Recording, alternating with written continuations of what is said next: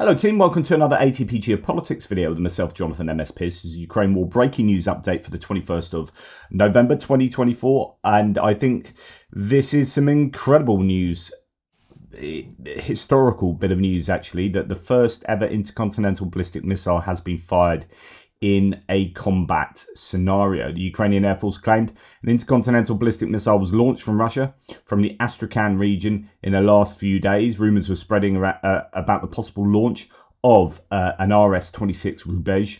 The Air Force shared no specific details, but we are starting to see some footage coming out now. This missile, I think, supposedly has a range of 6,000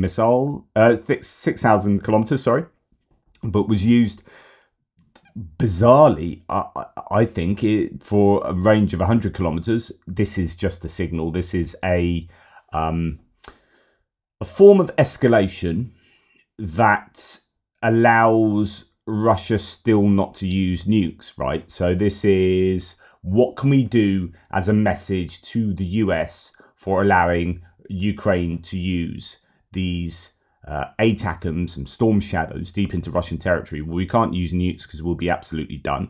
And people like Ben Hodges have been speaking on mainstream media recently about how, you know, people forget that that Russia has no interest in using nukes. There's no benefit that Russia would obtain from using nukes. They've been warned not to by China and India.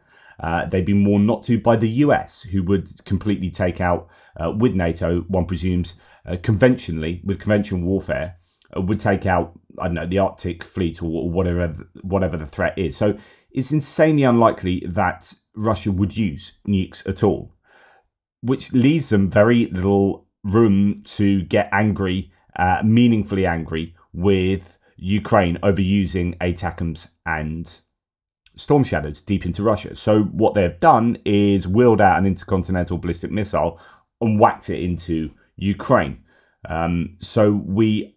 Yesterday we saw that the American embassy and the Spanish, Italian and Greek embassy closed down in Kiev because the rumours are out there. Now, I think the received wisdom on use of intercontinental ballistic missiles, as in there is a protocol that if you're going to use them, you have to warn people a day in advance or something like that.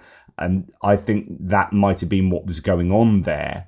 But they didn't fire this at Kiev. They fired it at Dnipro. CCTV camera caught the moment the new ballistic missile fired by Russia landed in Dnipropetrovsk region this morning. Ukraine says there were no serious consequences. As you can hear, very loud explosions there. Bizarre way that this looks. Multiple warheads appear to be coming down, as you can see from that grainy footage. We'll then go on and see some other footage that's just come out. During a morning attack on Dnipro on November the 21st, Russians struck for the first time with the RS-26 Rubezh intercontinental ballistic missile. And we'll look at that again. It's hard to make out what's going on, but it doesn't seem that the missile, I don't know. I'm under the impression that nothing too serious was hit by this.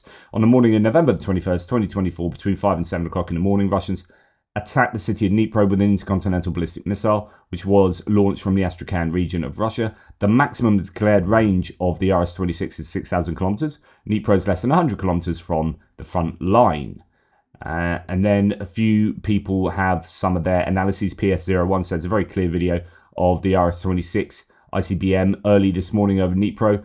The first combat use of an intercontinental ballistic missile in human history was recorded 21st of November 2024. Russia installed a warhead with MIRV technology, multiple independently targetable re-entry vehicles. So it kind of splits into a number of warheads. According to international treaties, countries that have ICBMs are required to notify about their launches. Apparently, this is related with yesterday's panic of Western embassies. This missile must be shot down before it opens up and drops its warheads with the appropriate long-range anti-missile system. Otherwise, each warhead will have to be destroyed separately, of which, according to the video, there were 6. I don't know, it's difficult to tell, actually, how many there were. I mean, it says 6, but I think that's 6 different numbers of entities coming down. So there were 6 of those flashes there, but in each one of those flashes, many of them, there were multiple, as you can see from that, entities. So footage reportedly showing MIRV conventional payloads hitting Dnipro during last night's missile attack. I'm not aware that Russia has developed a functioning warhead for an ICBM range missile, be it the RS-26 or a different one, says Fabian Hoffman. These RVs are most likely filled with a weight simulator or are left empty. In any case, the military utility of these strikes will have been meaningless, as they are most likely not accurate enough. That's quite the signal, though. So interesting. So what may have come down might not have had warheads. They might have been weight simulators or whatever. But this is a signal. This is saying, like, we can fire this. And imagine if this had warheads on board. And imagine this was aimed at Kiev. So I guess you could make an argument that they kind of missed anything serious on purpose. But yeah, interesting one, this. I don't want to downplay it. This is significant. But the main objective for the Russians here is to fire a shot across the Ukrainian bow. But of course, Ukraine aren't, I don't think, going to use this to stop firing ATACMS and Storm Shadows into Russia. We can talk about escalation, and lots of people, I think, in the US who want to feel that the US has been escalatory in allowing Ukraine to use those ATACMS and Storm Shadows, need to understand escalation properly. And I think this sums it up the best for me. This is absolutely on point. De-escalation requires the attacker to attack less, not the victim to defend less. If you want there to be a de-escalation here, the best way is to have Russia pull out of Ukraine. Stop having a go at the victim and victim blaming. De-escalation starts with Russia, not with Ukraine. If you demand Ukraine de-escalate, then that allows Russia to take more land. It's as simple as that. And the people who are demanding Ukraine do these sorts of things are essentially wanting Russia to prevail.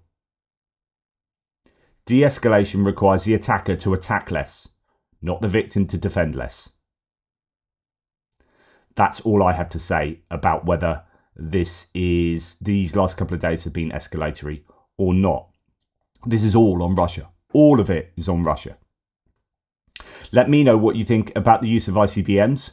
Have we entered a new phase of the war, or indeed of human history?